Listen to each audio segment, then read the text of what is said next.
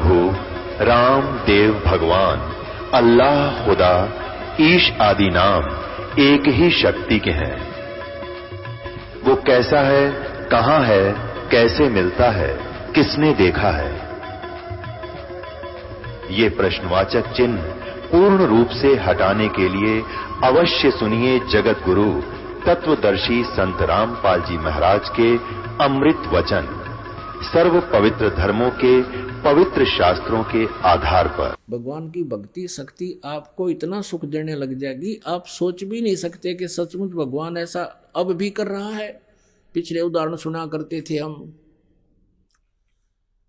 कि भगवान ऐसा दे दिया, उसको ऐसा कर दिया। आपको वर्तमान में दिखा देंगे, रोज कथा सुनाया करोगे अपने मित्रों को कि आज मेरा इतना ऐसा हो गया, ऐसा सुख हो गया। ये वो परमात्मा है,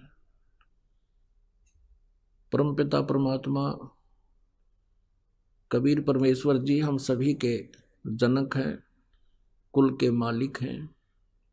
हम सभी आत्माओं के एकमात्र वो हितैषी हैं, और इसीलिए वो अपने सतलोक को छोड़कर, इसे सुंदर इतने अच्छे लोक को छोड़कर यहाँ आते हैं, गंदे लोक में कुछ समय रहते हैं, और उस समय हम काल प्रेरणा से उनके साथ कितना दुर्व्यवहार करते हैं। पुण्यात्माओं, एक जब परमेश्वर यहाँ आए हुए थे, एक रामानंद नाम के महर्षि थे, ब्राह्मण, और उनका बहुत बोलबाला था। उन्होंने 1400 ऋषि शिष्य बना रखे थे, और वो उनका प्रचार किया करते थे। महर्षि रामानंद जी द्वारा निकाले निष्कर्ष, कंक्लूजन, जो उन्होंने वेदों, गीता और पुराणों को पढ़ा था, उसके आधार से वो अन्य जनता को शिक्षा दिया करते थे।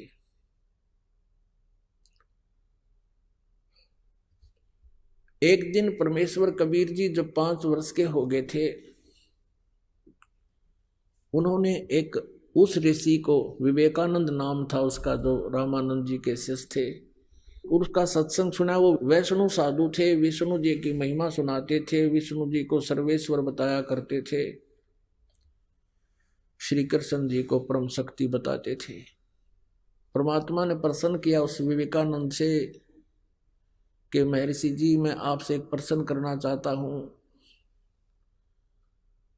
आप जी कह रहे हो कि भगवान विष्णु जी का कहीं जन्म नहीं हुआ, ये सर्वेश्वर हैं, महेश्वर हैं, मृत्युंजय हैं, कालज्ञ हैं, इनके कोई माता पिता नहीं। परमेश्वर ने कहा कि मैंने शिव पुराण में कथा सुनी थी, एक ब्राह्मण तय रुद्र संहिता के अंदर स्पष्ट लिखा हुआ है, 5वें, 6ठे, 7वें, 8वें अध्याय में, कि सदा शिव रूपी काल रूपी ब्रह्म से और दुर्गा इस शक्ति से, दोनों के संयोग से विष्णु की उत्पत्ति हुई, और ब्रह्मा जी की उत्पत्ति हुई, और शिव की उत्पत्ति हुई। और देवी भागवत में लिखा है, ब्रह्मा विष्णु जी स्वयं कहते हैं कि हमारा तो जन्म और मृत्यु होता है, हम अविनाशी नहीं हैं। अब उसके पास वो रखी हुई थी पुस्तकें, उसने उठाकर देखी विवेकानंद ने। अब परमात्मा के दिए ज्ञान से उसको कुछ पढ़ने को मिला कि सचमुच इसमें कुछ लिखा तो है कि विष्णु जी का जन्म हुआ, ब्रह्मा जी का जन्म भी इन्हीं से हुआ। लेकिन पुण्यात्मा, जब तक परमात्मा की कृपा नहीं होती, यह बात आंखों देखकर भी विश्वास नहीं होता। क्योंकि विवेकानंद और हम सभी ने पहले कुछ भी नहीं सुन रखा था, अपने सदग्रंथों का कोई ज्ञान नहीं था, और लोक वेद इतना सुन रखा होता है कि आंखों देखकर भी सदग्रंथों को विश्वास नहीं करते। इसमें जो लिखा है यह सच्चाई है, हम उस लोक वेद पर दृढ़ रहते हैं। ऐसी स्थिति विवेकानंद की होगी, आंखों देखकर भी नहीं माना। दूसरा कारण ये था, उसको पता था कि संस्कृत मेरे सिवा यहाँ कोई नहीं जानता जितने श्रोता हैं। कह दिया कि झूठा है, ये झूठ बोलता है, ऐसा कुछ नहीं है। और परमात्मा कबीर जी 5 वर्ष के थे, तिलक लगा रखा था जैसे वैष्णु साधु लगाया करते हैं। विवेकानंद जी ने पूछा कि तू कौन है, क्या तूने कहीं दीक्षा ले रखी है? तो परमेश्वर कबीर जी के बोलने से पहले ही श्रोता कहने लगे, ये तो उस नीरू धानक का बेटा है, दुल्हाई का बेटा है, इसका कबीर नाम है, इसकी तो आदत खराब है, ये किसी भी ऋषि महर्षि के पास जाकर उठपटांग बातें करता है, सबको ऐसे ही पूछता रहता है। एक आध श्रोता ही ऐसे बोलने लगा। तो विवेकानंद ने पूछा कि तू इतनी गहरी बातें सदग्रंथों की बोल रहा है, क्या तूने कहीं दीक्षा ले रखी है? कबीर परमेश्वर ने कहा कि हाँ, मैंने गुरु बना रखा है।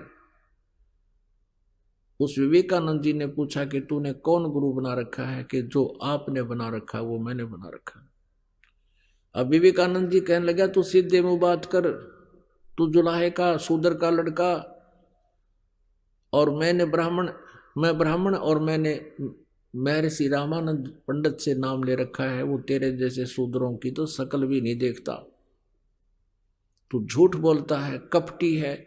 देखो रे लोगों, ये क्या बकवास कर रहा है, मेरे गुरुजी की बेइज्जती करता है, शूद्र होकर के मेरे स्वामी जी से इसने नाम ले रखा है। कल देखना इसकी वहाँ श्यामत आएगी, तुम सभी आना और गुरुजी के सामने हैं इसको लाएंगे, बुलाएंगे, और तुम देखना ये कितना झूठा है, इसने कोई नाम नहीं ले रखा। अपनात्मा अगले दिन 10 मस्टंडे पकड़ के ले गए कबीर परमेश्वर को, बालक को, 5 वर्ष के बच्चे को रामानंद जी के सामने जाके खड़ा कर दिया। रामानंद जी झोपड़ी के अंदर अपनी कुटिया के अंदर बैठे थे, सामने पर्दा लगा लिया था। विशेषकर उस दिन गेट के ऊपर के आज जुलाहा कबीर को लाया जाएगा और मैं दिखाऊंगा इनको, मैंने इसको कोई उपदेश नहीं दे रखा। ऐसा ही हुआ। पर्दे के अंदर से पूछा स्वामी जी ने कि तू कौन जात है तेरी और किस पंथ से यानी संबंधित है, तेरा कौन सा पंथ है? अब देखो पुण्यात्मा, परमात्मा सामने खड़े हैं, एक 2 कौड़ी का जीव रामानंद अंदर से कैसे भगवान के साथ दुर्व्यवहार करता है और बाद में कैसे स्वीकार करता है। हमारी सबकी ऐसे बुद्धि जो है ना भ्रमित है, काल ने हमारा नशा कर रखा, मांडी पाक रहे हैं और किसी का कोई ब्योत नहीं। धरती तोलते फिरते हैं, 1 मिनट में अदरक मार जा, पड़ा पड़ा मुंह बावे, माए मुख मक्खी निकले और बड़े मुंह में के हाथ भी ना उठे जीव का, और पता नहीं 1 मिनट में के कुकर्म करने तैयार हो जाए। तो ये अभिमान जीव का सबसे बड़ा शत्रु है। किसी को विद्या का, किसी को जाति का, किसी को पद का, किसी को धन का, ये अभिमान जीव का सबसे बड़ा शत्रु है। तो यहाँ गुरु और शिष्य की आपस में जो वार्ता होती है थोड़ी सी वो सुनाएंगे, और जो दास आपको सुनाने जा रहा है उसका भूमिका बना रहे हैं। आडा पर्दा लाए करे रामानंद बूजंत, दास गरीब कुरंग छवि ही अजर डाक कूदंत। कौन जात कुल पंथ है, कौन तुम्हारा नाम है? दास गरीब आधीन गति वो बोलत है बलि जाऊं मैं। जात हमारी जगत गुरु परमेश्वर है पंथ, दास गरीब लिखत पड़े मेरा नाम निरंजन कंत। अब यहाँ पर आदरणीय गरीबदास साहिब जी परम पूज्य परमेश्वर कबीर जी की महिमा आंखों देखी अपने उनके द्वारा प्राप्त उस तत्व ज्ञान से में ही लिख रहे हैं, उन परमेश्वर के द्वारा प्राप्त उस दिव्य दृष्टि से देख कर लिख रहे हैं। जैसे तुलसीदास जी ने लाखों वर्ष पहले की घटना रामायण और कलयुग के अंदर ज्यों की तो अपने सिंपल लैंग्वेज में यथार्थ चित्रित कर दी थी, लिख दी थी। इसी प्रकार गरीबदास जी ने परमेश्वर कबीर जी की, परम पूज्य कबीर जी की वो यथार्थ घटना लीला अपनी अमृतवाणी में बोली। कैसे कैसे वार्ता हुई थी उनकी, तो गरीबदास जी अपनी तरफ से बता रहे हैं क्या, इसलिए यहाँ गरीबदास शब्द आ रहा कबीर जी के स्थान पर। कबीर परमेश्वर क्या बोले? रामानंद जी ने पूछा कौन तुम्हारी जाति है और क्या तुम्हारा नाम है? तो गरीबदास जी कहते हैं आधीन होकर जैसे गुरु जी के सामने एक शिष्य सुयोग्य शिष्य को व्यवहार करना चाहिए, ऐसे कर रहे हैं। और क्या बोले, बोलत है आधीन गति, आधीनी से बोल रहे हैं। गरीबदास जी कहते हैं मैं बलिहारी जाऊं उस परमेश्वर के समर्थ शक्ति होते हुए इतने विनम्रता से बात कर रहे हैं एक छोटे से जीव के सामने। जात हमारी जगत गुरु और परमेश्वर है पंथ, दास गरीब लिखत पढ़ मेरा नाम निरंजन कंत।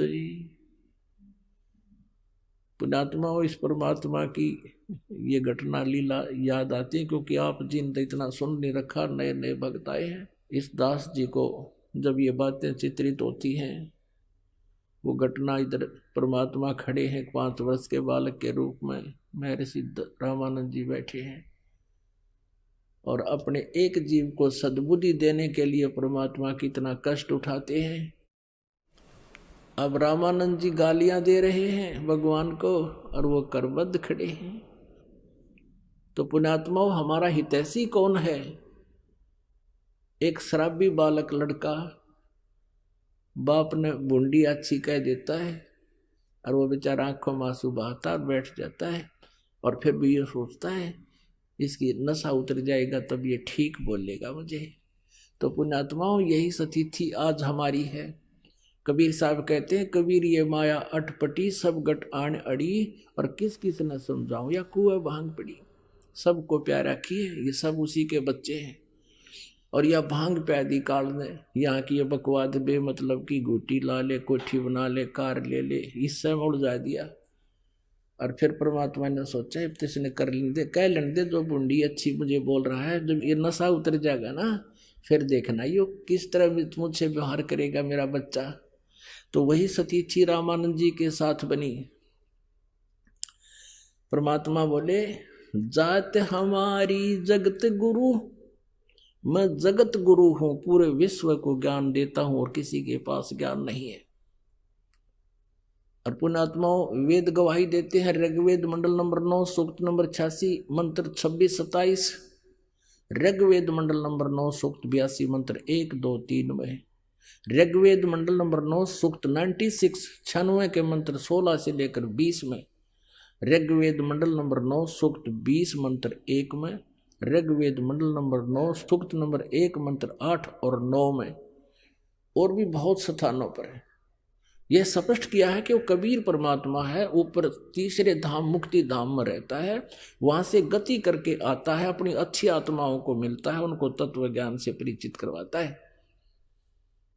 जो तत्व ज्ञान वही बताता है आकर के, अपनी महिमा आप ही ठीक ठीक बता सकता है, और कोई नहीं जानता उस परमात्मा की द्वारा रची हुई सृष्टि को और उसके अध्यात्म ज्ञान को। उसी दृष्टिकोण से परमात्मा यहाँ खड़े हैं, कह रहे हैं जात हमारी जगत गुरु और परमेश्वर है पंथ। मेरा पंथ यानी कौन सा मार्ग है? जैसे कोई तो विष्णु जी का पंथ है, वैष्णु है, वो विष्णु तक का ज्ञान जानते हैं, विष्णु जी तक का, और किसी का नाथ पंथ है, वो शिव जी तक का ही मार्ग है, वो शिव जी को इष्ट रूप में मानकर वही उसी का मार्ग है, वही पंथ है। कोई ब्रह्म तक की साधना बताते हैं, वो ब्रह्म तक का पंथ है। तो ये परमात्मा कहते हैं मेरा परमेश्वर है पंथ, मैं जो मार्ग बताने आया हूँ भक्ति का, वो उस परम पिता, उस परम अक्षर ब्रह्म का है, उस परमेश्वर का है, जिसमें गीता जी अध्याय नंबर 18 के श्लोक नंबर 62 में कहा है कि अर्जुन तू सर्वभाव से उस परमेश्वर की शरण में जा, जिसकी कृपा से तू परम शांति और सनातन परम धाम को प्राप्त होगा। मेरा वो उस परमेश्वर वाला पंथ है। परमात्मा स्वयं अपनी महिमा आप ही बताने आए, और मेरा नाम पूछते हो तो मैं वो परम अक्षर ब्रह्म हूं। अब यह बात रामानंद जी के गले नहीं उतरी। रे बालक सुन दुर्बुद्धि, तेरा घटमट तन आकारे, दास गरीब दर्द लगा हो बोले सिरजनहारे। अब देख गरीबदास साहब जी कह रहे हैं कि भगवान ने अपने आप को भगवान कह दिया कि मैं परमात्मा हूं। तो इस बात का दुख हुआ रामानंद जी को और गाली देने लग गया, रे बालक सुन दुर्बुद्धि, तेरा घटमट तन आकार तो दिखाई देता, साकार भगवान तो निराकार है। अब विष्णु जी का पुजारी और मूर्ति रख है, सारे चित्र ला रहा और कह स्वर्ग में जाऊंगा, वहां भगवान रहता है विष्णु जी, और फिर भी उसके लोक वेद से मान रहा है कि भगवान तो निराकार होता है और तू दिखाई दे रहा है। और फिर क्या बताते हैं कि तू मोमन का पाल हुआ। अब जैसे मोमिन माने मुसलमान, तुझे वो मुसलमान जुलाहा नीरू उठा कर लाया था, तेरी माँ का बेरा ना तेरे बाप का, तेरी जात का बेरा ना तेरे धर्म का, कुजात तू अपने आप को भगवान कहता है। रामानंद जी भगवान को गालियां दे रहे हैं। तुम मोमन के पालवा, यानी उस एक मुसलमान जुलाहे के घर पर तू पल रहा है और अपने आप को भगवान कहता है। तुम मोमन के पालवा, जुल्हे के घर बासे, दास गरीब अज्ञान गति, इतना दृढ़ विश्वास। मान बढ़ाई छोड़ कर बोलो बालक बेने, दास गरीब अधम मुखी, इतना तुम गट फैन। मरत मरत बहु जग गए, लखी न अस्थिर ठोरे, दास गरीब जिहान में तुम सा नीच न और। रामानंद जी परमात्मा को अच्छी बुरी बुरी बुरी कह रहे, खोटी खोटी। तर्क तलु से बोलते रामानंद सुर ज्ञाने, दास गरीब कुजात है आखिर नीच निदान। कहते हैं तू कुजात है, कुजात यानी तेरी जात का बिना बेरा, इसलिए तू बकवाद भी घनी कर रहा है, अपने आप को भगवान बता रहा है। अब क्या बताते हैं, ए स्वामी सृष्टा में, वैसे तो बहुत बड़ा विवरण है लेकिन समय के अभाव से जो दास थोड़ा सा प्रसंग सुनाना चाह रहा है वहां ला रहा है आपको। परमात्मा कहते हैं ए स्वामी, क्योंकि कबीर परमेश्वर जी ने उनको गुरु बना लिया था। क्योंकि गुरु रामानंद जी को किस लिए बनाया परमेश्वर ने, ये मर्यादा बनाए रखने के लिए कि नहीं तो आने वाले समय में काल के दूत ये कह देंगे गुरु जी की आवश्यकता क्या है, कबीर जी ने कौन सा कोई गुरु बनाया था। और परमात्मा कहते हैं गुरु बिन माला फेरते, गुरु बिन देते दान, गुरु बिन दोनों निष्फल है, चाहे पूछो वेद पुराण। अब वहां शिष्य और गुरु की भूमिका भी स्वयं ही करके दिखाई कि ऐसा होना चाहिए आपको गुरु शिष्य के बारे में। गुरु जी अच्छी बूंदी बोल रहे हैं और परमात्मा एक सुयोग्य शिष्य की तरह हाथ जोड़े खड़े हैं, लेकिन फिर सच्चाई बता रहे हैं। ए स्वामी सृष्टा में, सृष्टि हमर तीरे, दास गरीब अधर बसु में अवगत सत्य कबीरे। ओए होए, ए स्वामी सृष्टा में यानी सारी सृष्टि का रचने वाला मैं हूं, और सारी सृष्टि यानी अनंत करोड़ ब्रह्मांड मेरे आधार हैं, और मैं ऊपर रहता हूं। अवगत सत्य कबीर, अविनाशी का परमात्मा हूं। सत्य माने अविनाशी, अविगत माने जिसकी गति जिसकी स्थिति से कोई भी परिचित नहीं है, वो स्वयं ही आकर बताता है, और वो फिर मारे गले उतरती नहीं, इसलिए बात अभी तक उलझ रही थी। सुन रामानंद राम में मैं बावन नरसिंगे, दास गरीब सर्व कला मैं व्यापक सर्वंग। चारों युग में हम पुकारे, कोक कहा हम हेल रे, हीरे माणक मोती बरस ये जग जुगता ढेल रे। गोता मारूं स्वर्ग में जा बैठूं पाताले, गरीब दास ढूंढता फिरूं अपने हीरे मोती लाले। मैं रोवत हूं सृष्टि को, ये सृष्टि रोवे मोहे, कह कबीर इस योग को समझ ना सकता कोई। गरीबदास जी बता रहे हैं कि कबीर भगवान ने बोले कि मैं तो तुम्हें रो रहा हूं कि तुम मेरे बच्चे हो, तुम काल के जाल में फंस गए हो, थारी बिरान माटी कर रखी, कोई किसी का बेटा मर गया, किसी की बेटी मर गई, और किसी के 2 लड़के हैं, एक मर गया, ने सोचा भगवान एक तो बच गया, और पहले दोनों थे, जब एक चला गया कौन सी डाल डाली, और दूसरे का नंबर आ गया जब के कर लेगा। तो यहाँ सबको नो सकोड़ रखा है, चल इतनी ईब तब और तो बचेंगे, इतना यो हो गया सो हो गया, बाकी तो बचे रहेंगे। बाकी की क्या प्रोटेक्शन कर दिया तूने, यह सोच पहले थी, जब एक लड़का मरा तो ये अज्ञान हटेगा आपका। तो क्या बताते हैं, मैं रोवत हूं सृष्टि को और सृष्टि रोवे मोहे। ये मुझे ढूंढते फिरते हैं कि वो भगवान तो जो है ना सब सुख देता है, अकाल मृत्यु से भी बताता है, हमारे आने वाले जीवन में जो संकट है उनसे भी बचाता है। तुम इस गुण युक्त परमात्मा की खोज में भटक रहे हो और इन काल के दूतों को फंस जाते हो। मैं तुम्हें रो रहा हूं कि तुम मेरे बच्चे हो, मेरे पास आ जाओ, मैं तुम्हें सुख दूंगा। लेकिन हमारा जो वियोग हो गया बीच में, हमारे इस वियोग को अब कोई नहीं समझ पा रहा है। अपना आत्माओं, परमात्मा आके न्यू कहे मैं भगवान हूं ना जचे, और मेरे जैसा दास बीच में बिचौलिया होकर बताओगा अरे यू भगवान खड़ा भाई, फिर आदमी समझेगा, सोचेगा, विचार करेगा। अब जैसे एक समय एक जो है मंत्री आ गया उसमें गांव में, और कुछ व्यक्ति गांव के इकट्ठे हो गए जहां उसने आना था, और वो ऐसा सीधा साधा सा सिंपल अपने वे से आके और वहां खड़ा हो गया उन व्यक्तियों में ही। तो जब वो आया उसकी कोई परवाह नहीं कर रहा था, अरनो देखे थे वो मंत्री ना आया और वो वहां खड़ा है, उसने उसका धक्के मारे, इन्होंने बोले भाई मंत्री जी आना हो रहा है। और वो उसके साथ फिर गनमैन था, वो कहने लगा अरे ये है मंत्री जी, सचमुच है कहा, फिर लग गए उसका, नहीं चौधरी साहब राम राम। अब वो आप ना जच्चा हो जाए, इकला उतारने कह दे मैं मंत्री हूँ कि वो जाना नहीं थे, नु के पड़ा रहे तुम क्यों, गाड़ी गुड़ी कोई देखी कोई ना, वो पैदल उतर का दूर तो चल पड़ा बेचारा, गाड़ी पीछे छोड़ा, लोग नो ना सोचेंगे क्यों तो गणी टोर में आया है। तो इस प्रकार अगर भगवान आकर नो भी कह दे मैं भगवान हूं, ना जच्चा किससे कह, और मारे जैसा बताओगा उसके 100 गुण और उससे हुए हुए बेनिफिट, फिर मारा बुद्धि में होगी सचमुच यू है परमात्मा।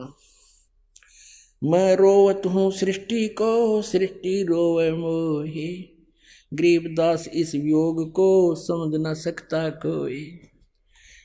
कहने का भाव ये है कि रामानंद जी ने फिर कहा कि भाई बच्चा ये तो घनी बड़ी, क्योंकि कॉन्फिडेंस से बोल रहे परमात्मा।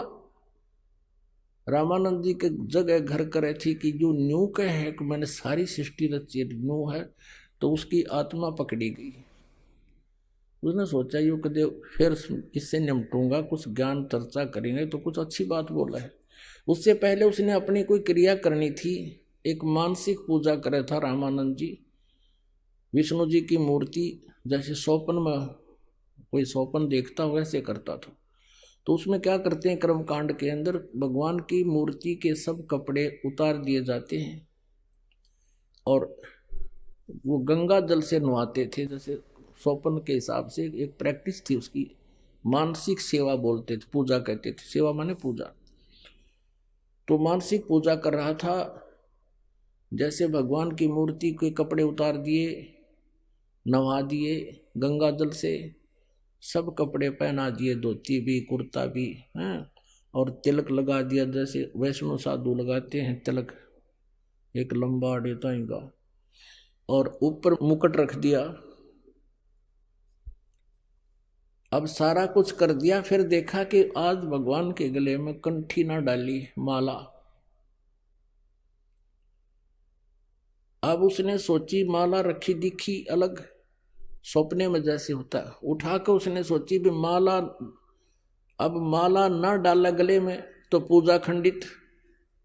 और उस दिन मुकुट रख दिया, मुकुट नवा धवा कर भगवान को मुकुट उतारा नहीं जा सकता, अगले दिन ही उतरेगा उसी समय, ऐसा उनका विधान है कर्मकांड का। जब मुकुट उतारे तो पूजा खंडित, भगवान की बेइज्जती हुए, और वह माला ना डाले तो भगवान फिर अधूरी श्रृंगार रह गया भगवान का। असमंजस में हो गया, उसने सोची ला मुकुट के अंदर से माला को डाल देता हूं। वो माला मुकुट में फंस गई, नहीं गई आगे। अब रामानंद जी कोस रहा अपनी किस्मत को, हे भगवान आज मेरे तो कौन सी गलती होगी, आज मुझ पापी से क्या हो गया पहली बार जीवन में आज यह भूल लगी मुझे ऐसी क्या बात होगी, मेरे तो आज का सारा दिन व्यर्थ हो गया, मेरे से लगता है भगवान रुष्ट हो गया, मेरा तो पिछला जीवन ही नष्ट हो जाएगा। बड़ा चिंतित हुआ। आगे पर्दा है, कोई मूर्ति बाहर नहीं है, मानसिक पूजा रामानंद जी कर रहे हैं। और फिर परमात्मा ने बाहर से कहा, 5 वर्ष के बालक के रूप में खड़े परमेश्वर ने, कि स्वामी घुंडी खोलकर इस माला की गांठ खोल लो और फिर माला गलदार, फिर वह गांठ ला दे दोबारा गले में भगवान के डाल के, आपने मुकुट उतारना नहीं पड़ेगा। अब रामानंद जी ने सोचा, रे तेरा गजब यो भगवान खड़ा, बाहर तो कोई वस्तु दृष्टि गोचर नहीं है, मैं कोई साकार मूर्ति नहीं रख रहा, सेगनी क्रिया कर रहा, मैं तो मन से कर रहा हूं। और इसने मेरे मन की बात बता दी। कहते हैं आडा पर्दा दूर भगा और लीना कंठ लगा। कहाँ तो उसको एक जुलाहे का लड़का धारण कर कुजायत कर रहा था, और फिर भगवान सामने दिखाई दिया, सीने से लगा लिया। 5 वर्ष के बालक को 104 वर्ष के वृद्ध ने। पुण्यात्माओं, इसको ब्राह्मण कहते हैं, इसको भगत कहते हैं। कहते हैं ब्राह्मण सोए जो ब्रह्म पहचाने, ब्रह्म ने परमात्मा को पहचान ले। और लोक लाज मर्याद जगत की तृण जो तोड़ बगावे, जब कोई राम भगत गत पावे। अब एक तरफ तो सारा समाज बैठा, ब्राह्मण वर्ग बैठा था, और रामानंद जी 1 नंबर के ब्राह्मण थे। बात भी यहीं अड़ी हुई थी कि वो नहीं मान रहे थे कि कबीर जी दुल्हाए को रामानंद जी ने उपदेश दे रखा है। और उसी समय रामानंद जी ने देखा, बाढ़ में जाओ, ये समाज जिस उद्देश्य के लिए सारा जीवन ला रखा, 16 साल की उम्र में साधु बन गया था, और आज वो भगवान सामने खड़ा, ये समाज क्या देगा मुझे, ये सोचकर भक्त ने भगवान को सीने से लगा लिया। अब जब परमात्मा को सीने से लगाया तो उनका शरीर में हड्डी नहीं थी, इतना रुई जैसा शरीर था। यजुर्वेद अध्याय नंबर 40 के मंत्र नंबर 8 में उसमें लिखा है कि सपरि आगात शुक्रम अकायम असनाविरम कबीर मनीषी स्वयंभू परिभू व्यवधाता। वो परमात्मा कबीर परमेश्वर जो है वो यहाँ तत्वदर्शी संत रूप में आता है, और उसका शरीर बिना नाड़ी के जोड़ जुगाड़ का होता है। शुक्रम अकायम, माता पिता के संयोग से बनी हुई शुक्र सी उसकी शरीर नहीं होता। तो वही रामानंद जी प्रमाण कर रहे हैं। अब क्या होता है, रामानंद जी ने और भी बहुत से प्रश्न किए, परमात्मा ने सॉलिड उत्तर दिए। रामानंद जी कहने लगे, बच्चा मैं तेरे से बहुत गहराई से बात करना चाहता हूँ। परमात्मा कहने लगे, ठीक से स्वामी जी बातें करो।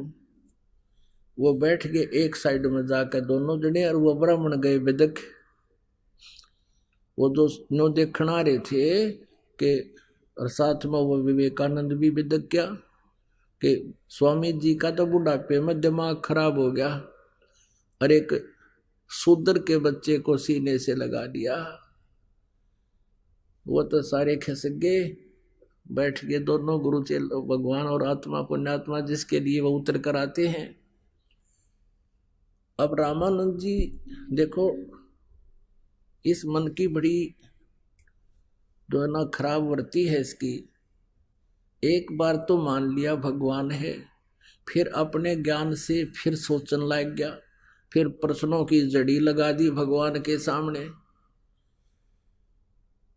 इतने में एक ब्राह्मण आ गया, ब्राह्मण जाति से एक व्यक्ति आ गया। वो बहुत दुखी था और पहले से ही रामानंद जी का शिष्य था।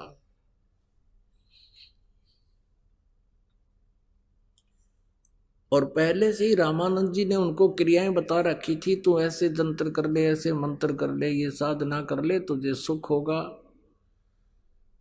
अब उस शिष्य ने सारा कुछ कर लिया था और उस दिन वो घना दुखी था और आके कहने लगा, गुरुदेव मैंने आपके द्वारा बताए गए सारे जंतर मंत्र कर लिए, जो भी साधनाएं आपने दी थी मैंने कोई कसर नहीं छोड़ी, लेकिन मेरा पूरा परिवार जकड़ा पड़ा है और सभी दुखी हैं। और गुरुदेव हम टोटे न बिगड़े दुखी कर रखे हैं, दारिद्र भी खूब है, बस कभी ना कभी आत्महत्या करना ही शेष रह गया है। अब रामानंद जी ने कहा, पहले तो वो जंतर उसको साधनाएं बताता था, ऐसे कर ले ऐसे कर ले, फिर देखा कि आज तो इसने किल्ली काट दी कि मेरा ना कति लाभ हुआ, अब मरूंगा। तभी इनके पास एक और जड़ी होती है नकलियों के पास, ये क्या कहते हैं कि देखो भाई, देखो बात सुनो, ये तेरा प्रारब्ध में लिखा हुआ पाप कर्म है, ये तो बच्चा तुझे भोगना ही पड़ेगा। आपने सुना है भगवान श्री विष्णु जी ने नारद के द्वारा दिए गए श्राप को भी भोग कर ही पूरा किया। श्री रामचंद्र रूप में आए थे और उन्होंने अपने कर्म का जो श्राप दिया था नारद जी ने, वो भोगना पड़ा। पूरा जीवन अपनी पत्नी के योग में बिताया। और सुन, जैसे सुग्रीव के भाई बाली को मारा था भगवान श्री रामचंद्र जी यानी विष्णु जी ने एक वृक्ष की ओट लेकर धोखे से, और फिर श्री कृष्ण रूप में उस बाली वाली आत्मा ने शिकारी बनकर भगवान श्री कृष्ण रूप में प्रगट उत्पन्न श्री विष्णु जी के पैर में तीर मार के अपना बदला लिया। कर्म का दंड तो भाई भोगना ही पड़ता, देखो भगवानों ने भी भोगा। अब वो शिष्य कहने लगा, महाराज जी आज आपकी किसी भी बात का असर मेरा नहीं हो रहा, मैं तो घना दुखी हो गया। अब परमात्मा कबीर जी बोल पड़े बीच में कि स्वामी जी, जिन भगवानों और देवताओं की तुम पूजा करते और कराते हो, उनसे पाप कर्म नहीं कट सकता, उनसे जीव दुखी से सुखी नहीं हो सकता, क्योंकि आपके भगवान का विधान है जैसे कर्म आपके लिए हैं वैसे ही भोगने ही पड़ेंगे। और परम अक्षर ब्रह्म जिसका मैं संदेश लेकर आया हूं, परमात्मा ने अपने को छुपा कर वहां कहा, वो परम अक्षर ब्रह्म घोर पाप का भी नाश कर देता है। अब वो रामानंद जी कहता है कि बच्चा कबीर जी, भगवान की विधान में कहीं भी मैंने नहीं पढ़ा, मैंने चारों वेद पढ़ लिए, गीता जी मैंने पढ़ ली, पुराणों का मैं ज्ञाता हूं, परमात्मा के विधान में कहीं नहीं लिखा है कि वो जीव के पाप नाश कर सकता है, प्रारब्ध का नाश कर सकता है। परमेश्वर ने कहा कि स्वामी जी यजुर्वेद अध्याय नंबर 8 के श्लोक नंबर 13 में देखिएगा। अब रामानंद जी का संस्कृत तो सारी याद थी, पर उसका निष्कर्ष पता नहीं था, इसका अर्थ क्या बना, वास्तविकता क्या है। तो उसने तुरंत ही संस्कृत बोल दी। परमात्मा ने कहा इसकी हिंदी भी सुना दे।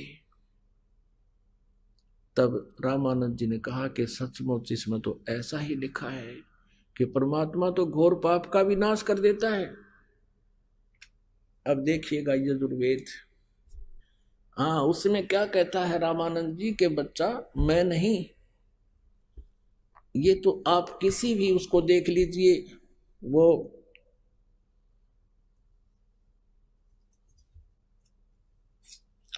शुक्राचार्य भी यही कहते हैं जो राक्षसों के गुरु थे, और बृहस्पति जी भी यही कहते हैं कि अपने कर्म का दंड तो भोगना ही पड़ेगा। और फिर प्रमाण दिखाते, पुराण में ऐसा लिखा, देखिएगा जो रामानंद जी ने कहा कि बृहस्पति देवताओं के गुरु भी यही कहते हैं कि किया हुआ कर्म तो भोगना ही पड़ेगा। देखिएगा श्रीमद् देवी भागवत है, गीता प्रेस गोरखपुर से प्रकाशित है। संपादक हैं हनुमान प्रसाद पोदार और चिमनलाल गोस्वामी।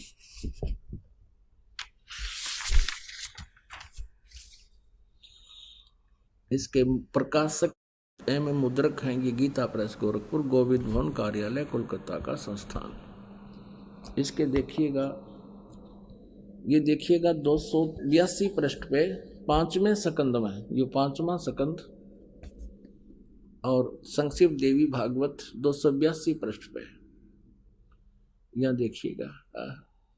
व्यास जी कहते हैं, Vyas ji is the writer of Puranas, Vedas and Gita ji. Vyas ji कहते हैं देवराज इंद्र की बात सुनकर बृहस्पति जी उनसे कहने लगे, बृहस्पति जी देवताओं के गुरु हैं, आध्यात्मिक गुरु, कहने लगे 283 पृष्ठ पर, प्रारब्ध कर्मों का अभाव बिना भोगे नहीं हो सकता। यह स्पष्ट है। आर्य संपूर्ण देवता तुम्हारे सहायक हैं, तुम स्वयं भी बुद्धिमान हो, फिर भी जो भी होनी है वह होकर ही रहेगी, तुम उसे टाल नहीं सकते। ऐसी स्थिति में सुख और दुख की चिंता में नहीं पड़ना चाहिए। महाभाग दुख और सुख ये दोनों कर्मशः है, पुण्य और एवं पाप के क्षय के सूचक हैं। देखो ये बुद्धि क्योंकि जो दुख आ रहा है उससे तेरे पाप कट रहे हैं, और सुख जो है वो तेरे पुण्यनाश हो रहे हैं। बड़ा बढ़िया विधान बता रहे हैं।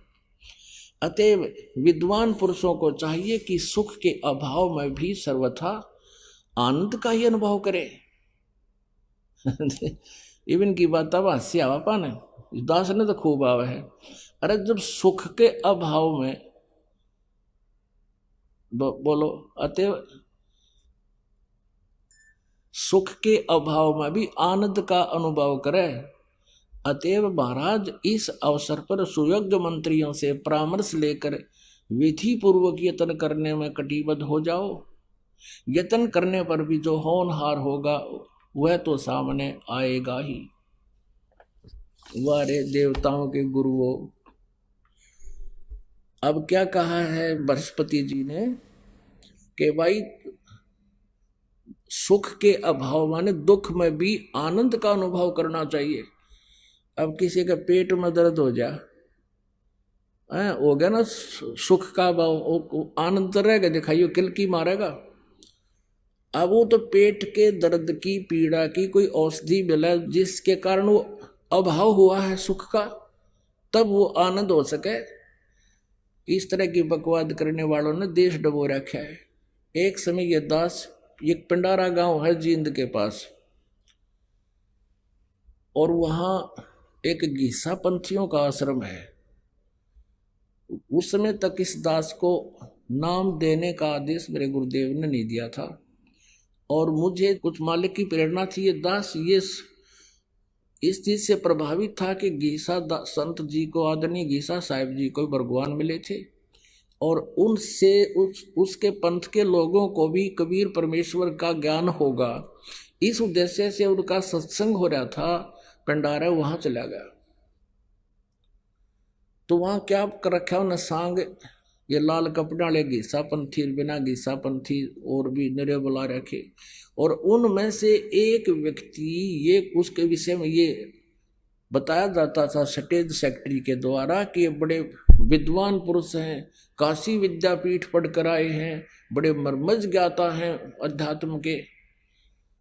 तो सभी श्रोताओं का ध्यान उस पर टिका रहता था। वो क्या कहता था कि ये जीव अपने आप को भूल गया है, जिस कारण से ये दुखी रहता है। कोई भी कर्म का दंड है, वो शरीर को भोगना होता है, जीव स्वतंत्र होता है। और क्या बताता है कि एक समय में जा रहा था, एक व्यक्ति पीड़ा से करहा रहा था। मैंने उससे कहा, अरे भोले प्राणी, तू क्यों रो रहा है? ये कष्ट तो तेरे शरीर को है, जीव को थोड़ा ही दर्द होता है। तू अपने आप को जीव मान रहा है और जीव को दर्द महसूस कर रहा है, इसलिए तू दुखी है। तू मान ले कि तुझे पीड़ा नहीं है, शरीर को है, भोगने दे, इसका कर्म है, ये तो भोगना ही पड़ेगा। तो फिर क्या कहता है, उसी समय वो व्यक्ति कराहना बंद कर गया और उसको आभास हो गया कि तो शरीर का भोग है, शरीर को कष्ट है, पड़ा रहेगा, मुझे क्या है, वो सुखी हो गया। अब हमारे जैसे श्रोता भोले वाले तो सभी खुश हो जाते हैं, जो भी जैसा प्रवचन कोई करता उसी को सत्य मान लेते, क्योंकि हमें ज्ञान नहीं था। अब हमें ज्ञान हो गया, इनकी खाल तार देंगे सारे की, ये सब बकवास कर रहे हैं। तो उस समय जितने और जो बैठे थे उस स्टेज के ऊपर 10-12 लाइन में, वह सारे फेल कर दिए। उसने इस तरह के लतीफेदार बातें कह कर छोड़ दे। अब उन दूसरा की तरफ लोग आकर्षित नहीं रहे, उसकी तरफ आकर्षित हो रहे। अब वो दूसरे संत दुखी हो रहे, वक्ता हुए भी से थे, पर वो न सोचे थे आज थारी मार्केट डाउन होगी। अब कुदरती क्या हुआ कि तीसरे दिन, वो 3 दिन का सत्संग था, 2 दिन तो खूब चढ़ा रहा, तीसरे दिन सत्संग करके वो क्या करता था, उसका नंबर आता था सबसे पहले, वो करके सत्संग उठ के चला जाता था। एक कमरा दे रखा था उसको आश्रम में, उड़े जाकर अपना रेस्ट करता। चौधरी पाक रहा था कति खूब, लक्ष्मी चंद की तरह। अब वो क्या हुआ, वो उठ के जाकर लेट गया, उसका पेट में दर्द हो गया। अब श्रोता भी तकरीबन उठ जाते थे, कोई 20-30 रह जाते थे, वह दूसरे अपने थोड़ी बहुत देर गा बजा कर वह भी उठ जाते थे। उस दिन ऐसी बीत रही थी उनके साथ। उसके पेट में दर्द हो गया, उस वो ब्रह्म ज्ञानी गए और वो चिल्लावा डांगर की डाल, आयो मर गया, आयो मर गया, और खारा दड़ी पक्का बेटी का बाप।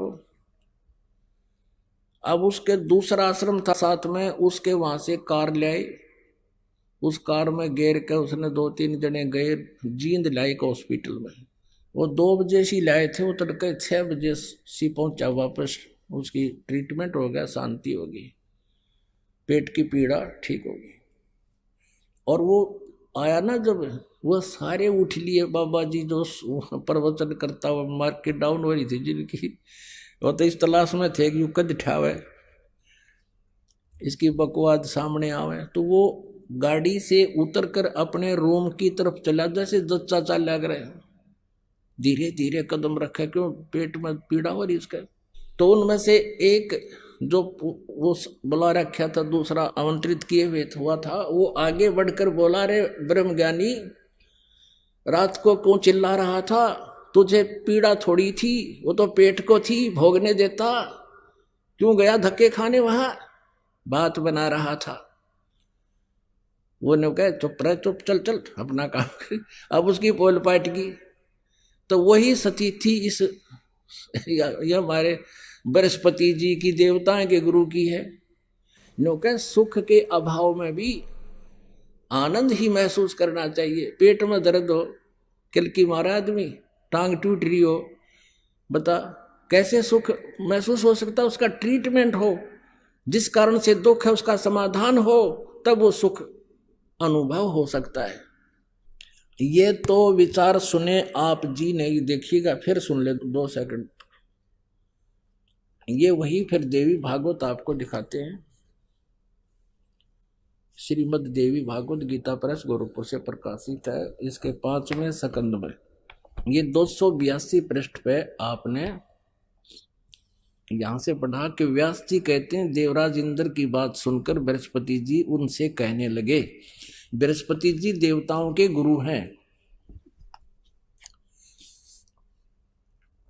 प्रारब्ध कर्म का अभाव बिना भोगे नहीं हो सकता, यह स्पष्ट है। आर्य, संपूर्ण देवता तुम्हारे सहायक है, तुम स्वयं भी बुद्धिमान हो, फिर भी जो होनी है वह होकर रहेगी, तुम उसे टाल नहीं सकते। ऐसी स्थिति में सुख और दुख की चिंता में नहीं पड़ना चाहिए। महाभाग सुख और दुख ये दोनों कर्म से पुण्य और पाप के क्षय के सूचक हैं। आइए अब हम उन श्रद्धालुओं के अनुभव जानते हैं जो जगत गुरु तत्वदर्शी संत रामपाल जी महाराज जी से दीक्षा प्राप्त कर चुके हैं तथा उनके द्वारा बताए गए भक्ति मार्ग पर चल रहे हैं।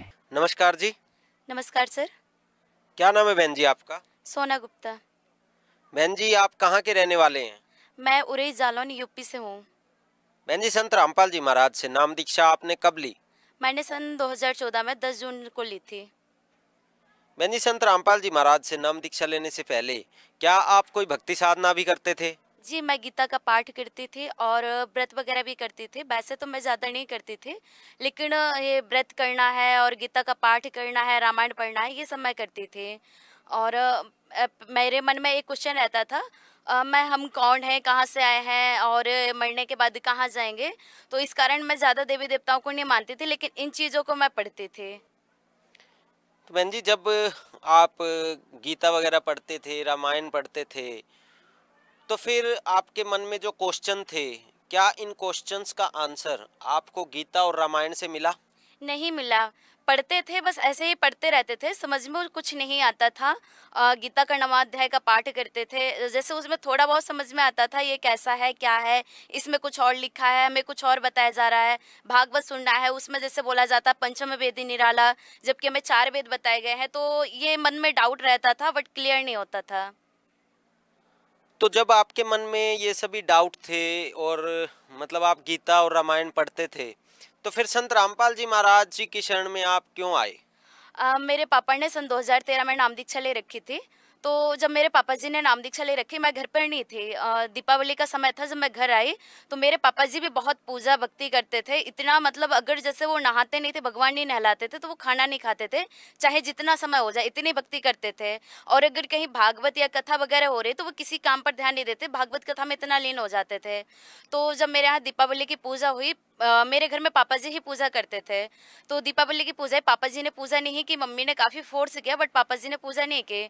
तो मम्मी ने मेरे से कहा कि पापा जी को बोलो, आप पापा जी आपकी सुनते हैं। तो मैंने पापा से बोला, पापा जी आप पूजा करिए, क्यों नहीं कर रहे हैं, क्योंकि मुझे कोई जानकारी नहीं थी। पहले मेरे पापा जी बाल योग स्वरूप में जुड़े हुए थे, तो वहाँ सब ऐसा करते रहते थे, नशा वगैरह भी करते रहते थे और अन्य देवी देवताओं की भक्ति भी करते रहते थे, कोई एक भगवान को नहीं मानते थे। तो वही मेरे मन में था। तो मैंने पापा से कहा, फोर्स भी किया, लेकिन अचानक मेरे मन में प्रेरणा हुई कि कहीं कोई बात तो नहीं है, नहीं मैं जबरदस्ती करूं पापा जी के साथ और मैं दोषी बन जाऊं, कहीं कोई बात तो नहीं है जिससे पापा जी नहीं करे, क्योंकि पापा इतने भक्ति करने वाले, अगर वो नहीं कर रहे हैं पूजा तो कोई बात जरूर है। तो फिर मैंने पापा को फोर्स नहीं किया, मैंने पूजा कर ले। और जब मैं मॉर्निंग में जागी तो सबसे पहले मैंने सवाल यही किया पापा जी से कि पापा जी आप इतनी भक्ति करते थे, बट आपने दीपावली की पूजा नहीं की, ऐसी आपने इंपॉर्टेंट पूजा छोड़ दी। तो पापा जी बोले कि बेटा मैं आपको ज्यादा कुछ तो नहीं बता सकता, ऐसा करिए कि आप ज्ञान गंगा पुस्तक पढ़िए। तो मेरे पापा जी ने मुझे ज्ञान गंगा बुक दी, मैंने ज्ञान गंगा बुक पढ़ी। जब मैंने ज्ञान गंगा बुक पढ़ी तब मुझे मेरे क्वेश्चनों का आंसर मिला कि हम कौन हैं, कहाँ से आए हैं, मरने के बाद जहाँ कहाँ जाएंगे, ये सब मिट जाएगा तो क्या रहेगा, कौन अविनाशी है। ये सारी चीज़ें मेरे क्वेश्चन का आंसर मुझे तब मिला जब मैंने ज्ञान गंगा बुक पढ़ी। तो बहन जी, जैसे कि आपने बताया कि आपके पिताजी ने दिवाली की पूजा इसलिए नहीं की क्योंकि वो संत रामपाल जी महाराज की शरण में आ चुके थे, तो क्या इसका मतलब ये है कि संत रामपाल जी महाराज जो है वो दिवाली की या अन्य पूजाओं को छुड़वा देते हैं? क्या कारण था कि वो दिवाली की पूजा नहीं कर रहे थे? पहले हम मनमाना आचरण कर रहे थे, जैसे गीता अध्याय 16 के श्लोक नंबर 23 में उसमें लिखा हुआ है कि मनमाना आचरण नहीं करना चाहिए, शास्त्रानुकूल सद्भक्ति करेंगे तभी हमें लाभ मिलेंगे। तो पहले हम मनमाना आचरण कर रहे थे। जब ज्ञान गंगा बुक पढ़ी, हमारे सदग्रंथों में जो लिखा है उसी के प्रमाण मिले हमें, तो हमारे पापा जी ने फिर जो देवी देवताओं की पूजा जो मनमाना आचरण तरीके से करते तो वो करना बंद कर दी। उनके मूल मंत्रों से देवी देवताओं की पूजा नहीं छोड़ते हैं, हम लोग साधना करते हैं उनके, लेकिन मंत्रों के द्वारा करते हैं। संत रामपाल जी महाराज भक्ति नहीं छुड़वाते हैं, वो शास्त्रानुकूल सद्भक्ति बताते हैं। उन्होंने जो देवी देवताओं की भक्ति बताई संत रामपाल जी महाराज ने, वो शास्त्रों से प्रमाणित करके बताई है। और हम जो अभी तक सद्भक्ति कर रहे थे, हम लोग जो अभी मनमाना आचरण कर रहे थे, हमारे शास्त्रों में इसका कहीं भी प्रमाण नहीं है। ब्रह्मा विष्णु महेश की जो भी भक्ति कर रहे थे, इसका हमारे सदग्रंथों में कहीं प्रमाण नहीं है, ये मनमाने तरीके से कर रहे थे। अब जो संत रामपाल जी महाराज ने बताया, ये शास्त्रों से प्रमाणित करके बताया है कि इनकी हमें देवी देवताओं के ऐसे भक्ति करनी चाहिए, ब्रह्मा विष्णु महेश की, तो ऐसे ये लाभ देंगे, मूल मंत्र द्वारा इनकी भक्ति करनी होगी हमें। तो बहन जी, जैसा कि आपने बताया कि आपने जब ज्ञान गंगा पुस्तक पढ़ी तो आपके जो डाउट्स थे वो बिल्कुल क्लियर हो गए और उसके बाद आपने संत रामपाल जी महाराज की शरण ग्रहण की। तो संत रामपाल जी महाराज के शिष्यों से जब हम सुनते हैं कि संत रामपाल जी से नाम दीक्षा लेने के बाद उन्हें काफ़ी लाभ प्राप्त होते हैं, तो क्या ऐसे कोई लाभ आपके साथ भी हुए? जी, हमारे साथ संत रामपाल जी महाराज ने कई चमत्कार किए हैं। सबसे पहले तो हमारे पापा नशा करते थे, गुटखा और बीड़ी का तो बहुत ज़्यादा ही करते थे। तो पहले कई बार छोड़ने की कोशिश की, बट उनसे छूटता नहीं था। कई गुरु भी किए हैं उन्होंने, लेकिन वो लगातार करते रहते थे। कभी 2-4-10 दिन के लिए छोड़ा, फिर करने लगे, 2-4 दिन के लिए छोड़ा, लेकिन उनसे ये होता नहीं था। जब वो नाम दीक्षा लेने गए थे वहाँ बरवाला आश्रम में संत रामपाल जी महाराज के पास, तो वो गुटखा के पैकेट लेकर गए थे, क्योंकि उनको नियम पता नहीं थे। उन्होंने ज्ञान गंगा बुक पढ़ रखी थी, बट नियम पता नहीं थे। जब उन्होंने वहां जाके नियम पढ़े, उनको पता चला कि ये पूर्ण परमात्मा की भक्ति बता रहे हैं और ऐसी ऐसी मर्यादा है, और ऐसा अभी तक हमें कहीं नहीं बताया। तो उन्होंने उसी दिन से नशा करना बिल्कुल छोड़ दिया। उस दिन से नशे को कभी हाथ भी नहीं लगाया है उन्होंने। दूसरा लाभ हमें ये हुआ है कि हमारे जो पति हैं, हमारी जहाँ रमैनी हुई है, दहेज मुक्त विवाह हुआ जो हमारा, तो उनको पथरी थी। उनको इतनी प्रॉब्लम हो गई थी 2 महीने से कि उन्होंने खाना पीना बंद कर दिया था। यहाँ तक कि इतनी प्रॉब्लम, पेट बहुत ज़्यादा उनका बढ़ गया था, कपड़े भी नहीं पहन पाते थे। वो इतनी दिक्कत हो गई थी, खाना पीना बिल्कुल नहीं खाते थे। तो उनको उनकी माताजी ने नाम दीक्षा, पहले उनकी माताजी ने नाम दीक्षा ले रखी थी, तो उनको नाम दीक्षा दिलाई संत रामपाल जी महाराज जी से। उन्होंने जब नाम दीक्षा ली और सिर्फ मात्र 2 घंटे मंत्र किए हैं, जो मंत्र गुरुजी ने बताए हैं वो मंत्र किए हैं, उनका जाप करते भगत जी की बीमारी ऐसे दूर हो गई, पता नहीं चला वो दर्द कहाँ गया। जबकि इतना दर्द होता था कि डॉक्टर भी, वो खुद मेडिकल लाइन में रहे हैं, जितना सब कुछ जानते थे, फिर भी अपनी बीमारी दूर नहीं कर पाए और किसी भी चीज़ से उनको लाभ नहीं मिला। जब मंत्र किए उन्होंने, तो उन्होंने, उनको दर्द में भी एक आराम हुआ, फिर उन्होंने खाना भी खाया। जबकि 2 महीने से उन्होंने बिल्कुल खाना बंद कर दिया था। उन्होंने खाना भी खाया। वो दिन आज का दिन। इसके बाद उन्होंने अल्ट्रासाउंड कराया, तो उसमें 23 mm की पथरी निकले, लेकिन दर्द बिल्कुल खत्म हो गया था। डॉक्टरों ने कहा ये क्या है आपको, ये 23 mm की पथरी, आप कह रहे हैं दर्द नहीं, इसका ऑपरेशन कराइए। तो भगत जी ने कहा हम ऑपरेशन नहीं कराएंगे, चाहे हम मर जाएं, ऑपरेशन नहीं कराएंगे। हमें पूर्ण परमात्मा की शरण मिल गई, हमें इतना विश्वास हो गया कि हमारे साथ कुछ गलत नहीं होगा, ये हमारे तो परमात्मा ने बिल्कुल खत्म कर दी है। जबकि हम तो इतने परेशान थे कि बहुत ज्यादा ही परेशान थे। संत रामपाल जी महाराज ने ऐसी दया करी, ऐसी भक्ति बताई है कि वो पहले तो हमारे भगत जी मतलब नास्तिक नहीं थे, लेकिन किसी की भक्ति नहीं करते थे, किसी को मानते नहीं थे, ना ही उन्होंने कोई बुक पढ़ी थी। बस उन्होंने जब ऐसी परमात्मा ने दया करी, संत रामपाल जी महाराज ने दया करी कि उनको मंत्र करते ही उनकी बीमारी दूर हो गई, तब से उनको परमात्मा पर, संत रामपाल जी महाराज पर विश्वास हो गया। और हमारे पिताजी का एक बार एक्सीडेंट हो गया था। पिताजी ने नाम दीक्षा ले रखी थी, लेकिन जो गुरुजी मर्यादा बताते हैं हमारे यहाँ, तो वो उन्होंने भंग कर दी थी गलती से, काल दबाव से। तो उन्होंने जब मर्यादा भंग कर दी, तो उनका इतना भयानक एक्सीडेंट हुआ। वो साइकिल से थे, तो साइकिल मतलब पूरी टूट गई, लेकिन उनको बिल्कुल भी खरोच नहीं, जरा सी चोट उनकी आंख के ऊपर और नीचे नहीं। जबकि वो जिस गाड़ी से उनका एक्सीडेंट हुआ था, तो उसने ये समझा था कि इनका तो शायद सर से पहिया निकल गया है और ये डेथ हो चुकी है इनकी। और भाई हमारा आगे बैठा था, तो वो जाके रोड साइड जो खाई होती है उसमें जाके गिरा। लेकिन वो बताने लगा कि हमें ऐसे लगा जैसे किसी ने हमें गोद में उठा लिया हो, किसी ने हमें हाथों पर ले लिया हो। उसको जरा भी एक भी खरोंच नहीं आई, जबकि वो आगे बैठा था। पापा जी हाथ लगाए थे कहीं वो रोड के पल्ले साइड गिरना चाहिए, लेकिन वो उल्टी साइड जाके खाई में गिरा। उसको भी ऐसा लगा जैसे भगवान ने उसको हाथों में उठा लिया हो, किसी ने उसको हाथों में ले रखा हो। और मेरे पति के भाई हैं, जो जिनको डॉक्टरों ने उनकी भी यही कंडीशन थी कि उनको भी पेट में दर्द हुआ, और 2 महीने उनकी भी यही कंडीशन रही कि वो कुछ भी नहीं खा पाते थे। जो भी खाते थे उनकी पलटी हो जाती थी। दोनों गुर्दे डॉक्टर ने खराब बता दिए थे कि दोनों गुर्दे आपके खराब हो चुके हैं और खून का पानी बन गया है। और डॉक्टर ने बोल दिया, उन्होंने इतनी दवाई की, बहुत दवाई की, कोई लाभ नहीं मिला। फिर डॉक्टर ने बोल दिया कि इनकी 8-10 दिन सेवा कर लीजिए, ज़्यादा दिन के नहीं बचेंगे। तो फिर उन्होंने संत रामपाल जी महाराज से प्रार्थना की। मेरे देवर के पति के भाई ने संत रामपाल जी महाराज से प्रार्थना की कि परमात्मा, और हम आपकी भक्ति करते, परमात्मा ये क्या हो गया है। तो उनको परमात्मा ने प्रेरणा दी, उनको दर्शन दिए भगवान ने, संत रामपाल जी महाराज ने, कि आप आश्रम आइए। तो जब वो आश्रम आए, सेवा की उन्होंने, तो वो एकदम से बीमारी खत्म हो गई। उसके बाद उन्होंने, और जो वो खाना बिल्कुल बंद कर दिए थे। जब वो आश्रम के लिए निकले हैं, तो मैंने उनको खाना खिलाया, उन्होंने आराम से खाना खाया। रास्ते वो दिन है, आज का दिन है, बराबर ना ही वो बीमारी का पता है, ना ही वो तकलीफ का पता है। जब से बिल्कुल नॉर्मल है, वो अब अच्छे से खा पी रहे हैं, वो बीमारी बिल्कुल दूर हो चुकी है उनकी। और मुझे भी माइग्रेन की प्रॉब्लम थी, 10 साल से हो गए। इतनी ज़्यादा माइग्रेन की प्रॉब्लम थी कि जब मुझे सर दर्द होता था तो ये लगता था कि जान निकल जाए वो अच्छा है, लेकिन सर दर्द बहुत भयंकर होता था। इतनी तकलीफ हो जाती थी कि मैं सर बांध के रखती थी और टैबलेट दवा भी लेती थी, लेकिन बट उससे कोई आराम नहीं मिलता था। ये लगता था कि सर फट रहा है और मेरा पूरा सर, पीछे भी आगे भी इतना दर्द होता था कि मैं देख भी नहीं पाती थी। और ऐसा हो गया था मेरे साथ कि जैसे अगर मैं धूप में निकलती थी या मैं छत पर जाऊं तो जैसे मेरी रोशनी की किरण मेरे सर पे पड़ती तो मेरी आंखों की नसें एकदम तड़क जाती थी, मुझे दिखने में भी प्रॉब्लम हो चुकी थी। फिर परमात्मा से प्रार्थना करी मैंने कि गुरुजी मुझे तो कोई दवा भी लाभ नहीं कर रही है, परमात्मा दया कीजिए। तो फिर परमात्मा ने ऐसी दया की, बिल्कुल वो दिन है, आज का दिन है। संत रामपाल जी महाराज जी की दया से मेरी माइग्रेन की बीमारी बिल्कुल ठीक हो गई है। हम 4 बहनें हैं, तो जब पहले हम नाम दीक्षा नहीं ले रखे थे, हमारी पहले से ही आर्थिक स्थिति खराब रहती थी, तो पापा जी को सब लोग कहते थे कि आपकी 4-4 बेटियां हैं, इनकी कैसे शादी करोगे आप। तो फिर जब हमने संत रामपाल जी महाराज से नाम दीक्षा ली, उसके बाद पता चला कि यहाँ तो दहेज मुक्त विवाह होता है, दहेज एक कुप्रथा है। ये तो हमें पहले से ही लगता था कि दहेज एक कुप्रथा है, इसमें मतलब कई परिवार बर्बाद हो जाते हैं। तो संत रामपाल जी महाराज से जब हमने नाम दीक्षा ली तो हमें पता चला, फिर हमारी रामायणी, पहले वो जगत वाले कहने लगे थे कि अब तो आपने गुरु बना लिया, आप किसी के यहाँ जाते भी नहीं, आपकी बेटियों का विवाह कैसे होगा, आपके यहाँ कौन आएगा कौन जाएगा, कैसे आप शादी करेंगे अपनी बेटियों की। तो जब हमारी रामायणी हुई है तो हमारे भगत जी ने एक भी रुपए का दहेज नहीं हमारे भगत जी ने लिया, ना ही हमारे पिताजी ने दिया। दहेज जो प्रथा है, कुप्रथा है, जो संत रामपाल जी महाराज ने इसको बिल्कुल खत्म कर दिया है। उनके अनुयायी दहेज मुक्त विवाह करते इस प्रथा को खत्म कर रहे हैं। ऐसा माना जाता है कि जैसे एक लड़की जब अपने पिता के घर को छोड़ के जाती है तो पिता को कन्यादान करना होता है, तो वो कन्यादान के रूप में दहेज दिया जाता है। तो क्या संत रामपाल जी महाराज कहीं इस कन्यादान की प्रथा को ही खत्म तो नहीं कर रहे? कहीं समाज का एक नुकसान तो संत रामपाल जी महाराज नहीं कर रहे? नहीं, ऐसा बिल्कुल नहीं है। वो हम लड़कियों के लिए काफ़ी प्रोटेक्शन प्रोवाइड कर रहे हैं, और वो जैसे दहेज के कारण ही कई लड़कियों को घर में पता चलते उनको मार दिया जाता है, यानी कि भ्रूण हत्या कर दी जाती थी।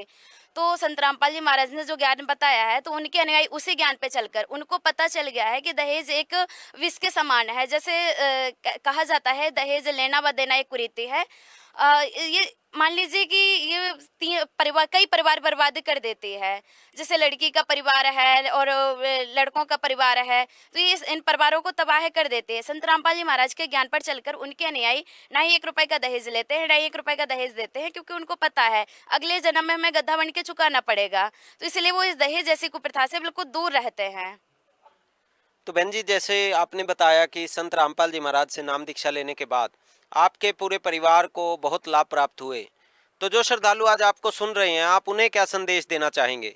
मैं संदेश तो नहीं दे सकती, अपने भाई बहनों से प्रार्थना ही कर सकती हूँ कि आप संत रामपाल जी महाराज का ज्ञान समझें। आप ना उनसे नाम दीक्षा ले, पहले ज्ञान समझें। जब आप ज्ञान समझेंगे, उनकी पुस्तक पढ़ेंगे, तो आप देखेंगे कि उन्होंने क्या सच्चाई बता रखी है, हम आपसे क्या सच्चाई छुपाई गई है, हम आपको कैसे भ्रमित किया गया है, कैसे हम आपको गुमराह किया गया है। संत रामपाल जी महाराज ने एक एक सच को उजागर किया है, जिसको कई लोग उसको निंदा भी कहते हैं, लेकिन ऐसा नहीं है। संत रामपाल जी महाराज ने हमें हमारे सदग्रंथों का गूढ़ रहस्य बताया है, ये बताया है कि हमें क्या भक्ति करनी चाहिए, ये देवी देवता हैं जो ब्रह्मा विष्णु महेश हैं, ये कैसे प्रसन्न होते हैं, कैसे इनकी भक्ति करनी चाहिए, और हम क्या कर रहे थे, ये उन्होंने बताया। तो यही मैं अपने भाई बहनों से प्रार्थना करूंगी कि उनका ज्ञान समझें, उनकी पुस्तक पढ़ें। उन्होंने हमारी जो पुस्तक ज्ञान गंगा है, जीने की राह है, इनमें एक एक उसके 10-10 प्रमाण दे रखे हैं, एक एक शब्द के, कि कैसे हमारे सदग्रंथों में क्या लिखा है, हमें क्या बताया गया है। जो ना हमने अभी तक सुना, ना हमने जाना, वो हमें संत रामपाल जी महाराज ने बताया, वो भी विद प्रूफ के। ऐसा नहीं है कि उन्होंने सिर्फ कहा है, उन्होंने प्रमाण भी हमें दिखाए हैं। बस मैं यही बताना चाहती हूँ कि संत रामपाल जी महाराज की के शरण में आए और अपना मनुष्य जीवन का कल्याण कराएं। संत रामपाल जी महाराज की शरण में कोई कैसे आ सकता है? संत रामपाल जी महाराज जी का सत्संग विभिन्न चैनलों पर चल रहा है, तो उनमें नीचे नंबर डिस्प्ले होते हैं, नंबर पीली पट्टी चलती है, उसमें कई नंबर होते हैं, तो उन नंबर पे आप कॉल कर सकते हैं और वहां से अपने नज़दीकी नामदान केंद्र का पता कर सकते हैं। फिर अपने नज़दीकी नामदान केंद्र पर जाकर संत रामपाल जी महाराज जी से नाम दीक्षा प्राप्त कर सकते हैं। धन्यवाद बहन जी। सत साहिब जी।